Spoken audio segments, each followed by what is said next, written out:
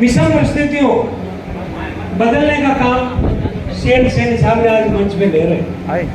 131 दिन बच्चियों की आज हम बात करेंगे। उनके मन में कितनी परिकल्पना और कितने श्रद्धाभाव होंगे कि सीएम सैनी साहब देवता भगवान तो नहीं लेकिन भगवान से गंभीर है। उन्होंने विचार किया एक संस्कार, संकल्प, समर्पण और संस्कार। जब तक ये तीनों चीजें नहीं होगी तब तक अपना बच्चा कोई भी प्रगति नहीं कर सकता। इसलिए मैं कहना चाहूंगा, पानी और तमन्ना की एक तासीर है, सिर्फ और सिर्फ और सिर्फ आगे बढ़ते रहना। और ये बच्चियां, मैं एक निवेदन करूंगा आप सबसे, मेरे यहाँ पितातुल्य बुजुर्गों से, कि मैंने भी आदरणीय श्रीमान मोहनलाल जी सैनी साहब की तरह अभाव में जीकर अध्ययन करने का काम किया है। और हमारे में शिक्षाविद मैडम आपको मैं बताना चाह रहा हूँ, 15 साल तक मैं भी सरपंच रहा, 5 साल प्रधान बना। प्रधान बनने के बाद मैंने बीए किया है, बीए करने के बाद मैंने एलएलबी किया है, एलएलबी करने के बाद लॉ में डिप्लोमा किया है, और उसके बाद आई एम फिलोसॉफी एग्रीकल्चर में पीएचडी। ये मेरी बायोग्राफी है। लेकिन आप लोग कल्पना कर रही थी धीरे धीरे कि क्या करें, अनपढ़ लोग पढ़े लिखे। महात्मा ज्योतिबा फुले के संस्कार में चलने कर उनका अध्ययन करके उनके जीवन में जिस प्रकार की घटनाएं घटी या जिस प्रकार की प्रेरणा और सच्चाई का साथ देने, जैसा डॉक्टर मेलोम करी, सच्चाई दुनिया की सबसे बड़ी ताकत है। समय लगता है लेकिन निश्चित रूप से सफलता हमेशा सत्य की होती है। महाभारत में भी कहा है, और मैं सीएम सैनी साहब आपको धन्यवाद देना चाहूंगा। न अहम कामय राज्यम न स्वर्गम न पुनर्भव, न अहम कामय राज्यम न स्वर्गम न पुनर्भव, मम कामय मात्र दुर्लय सेवाय। ये संकल्प आपने लिया महाभारत और गीता में। ये श्लोक में लिखा था, श्री भगवान श्री कृष्ण ने अर्जुन से कहा कि अर्जुन, मैं राज करने नहीं आया, मुझे पुनर्जन्म की भी आवश्यकता नहीं, न मुझे राज्य की जरूरत है। मेरी सिर्फ इच्छा है कि मैं गरीबों की, दरिद्रों की, ऐसे निर्धन लोगों की सेवा करके मेरा जीवन को सार्थक बनाऊं। यह भगवान श्री कृष्ण ने कहा था। और शायद उसी प्रेरणा को लेकर महात्मा ज्योतिबा फुले युग पुरुष ने 1827 में जन्म हुआ। 1848 में वहां के शासक, वहां के प्रशासक, वहां के ताकतवर लोग उनको पढ़ने नहीं देते, स्कूल में नहीं जाने देते, मिशनरी शिक्षा उनको नहीं मिलती। लेकिन उनके मन में एक ललक थी, इच्छा थी कि मैं माली समाज का नहीं हूँ, मैं सामाजिक क्रांति का अग्रदूत हूँ। मैं सब समाजों को साथ लेकर, दलितों को, उपेक्षितों को, पीड़ितों को मैं न्याय दिलाऊंगा, उनको शिक्षा का अधिकार दूंगा। और वही शिक्षा का अधिकार सावित्रीबाई फुले को हिंदुस्तान की पहली शिक्षिका बनाया। शिक्षिका बनने के बाद 16 से ज्यादा, पहला कॉलेज 1848 में उन्होंने खोला। कितना विरोध हुआ उसका। सावित्रीबाई फुले जो पढ़ाने के लिए जाती थी, अब तो हमारे डॉक्टर मेडम साहब का तो जमाना अलग आ गया। तब जमाना था जब वो पढ़ाने जाती थी, 2 साड़ी लेकर जाती थी। एक साड़ी पहन के जाती थी, दूसरी को कान में दबा के जाती।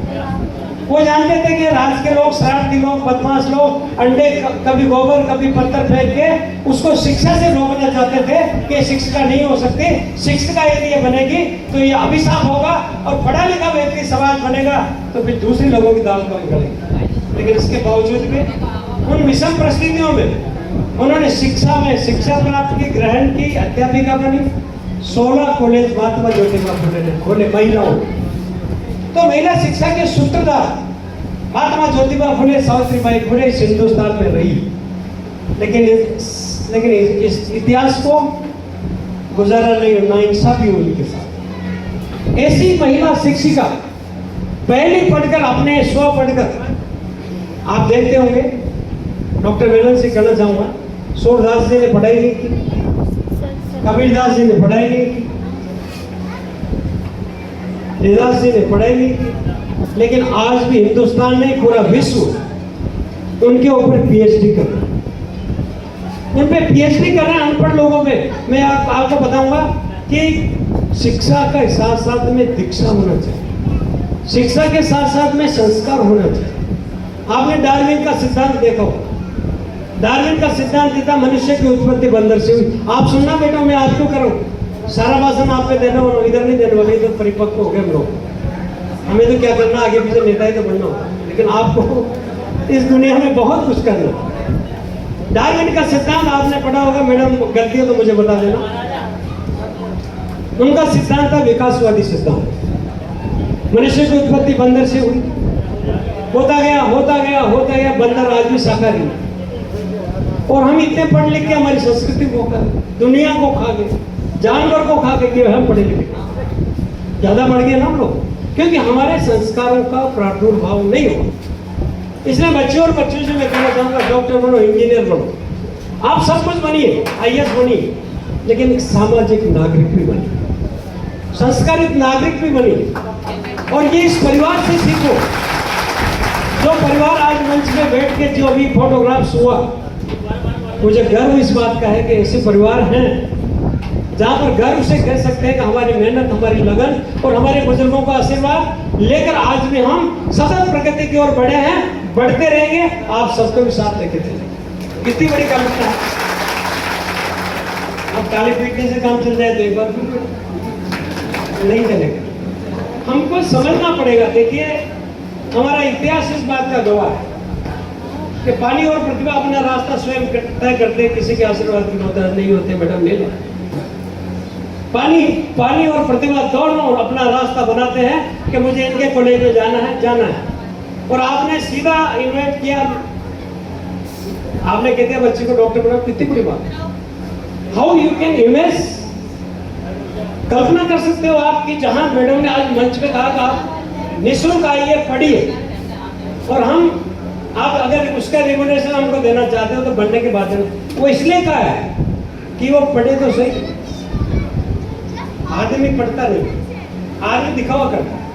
आपने देखा होगा, आज भी देखिए आप, सैटेलाइट पूरी दुनिया में होता है, सैटेलाइट चलता है, आपके स्विच ऑन किया और टीवी पे पूरे विश्व की, आज ग्लोबल युग में टीवी के सारे चित्रण दिखने लग जाते हैं। ऐसा ही व्यक्ति का चरित्र होना चाहिए, महिलाओं का चरित्र होना चाहिए, बच्चों का चरित्र होना चाहिए। ये 16 से 21 साल की जो उम्र है,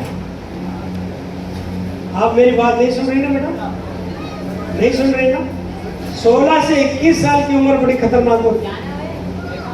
सारी बाधाएं आती, आज का मीडिया कल्चर भी है, आपके दूसरे लोग भी हैं।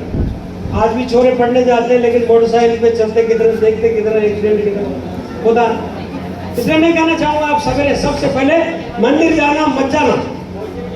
अगर आपके माता पिता हैं तो आदरणीय गौरव सैनी साहब की तरह, जैसे अभी कह रही थी हमारी बहन कह रही थी, हम खाना भी खाते हैं इनके चरणों में चाहते हैं, इसलिए चाहते हैं क्योंकि चरित्र जीवन का एक आचरण है। और यदि हमने आचरण को खो दिया तो दुनिया में हमारा कोई नहीं होगा। जैसे आज की सारी बच्चियां ये बैठी जो, मैं भी आई मैं सो विद यू, कभी भी हमने चरण नहीं छुए। नाटक करते हम जरूर, चरण छूते पाए लागू, लेकिन हम लगते हैं। ये चरण आचरण के प्रतीक होते हैं, इस एंटीना की तरह होते हैं। एंटीना जिस प्रकार उसको हम स्विच ऑन करते हैं, उसकी धारा बहती है। एक वैज्ञानिक युक्ति है कि मनुष्य की सारी ऊर्जा अपने नाखूनों के माध्यम से नीचे निकलती है, और जब ऊर्जा निकलती है और आप उनके चरण को छूते हैं तो वो ऊर्जा आपके शरीर में प्रवाह करती है। और जब आप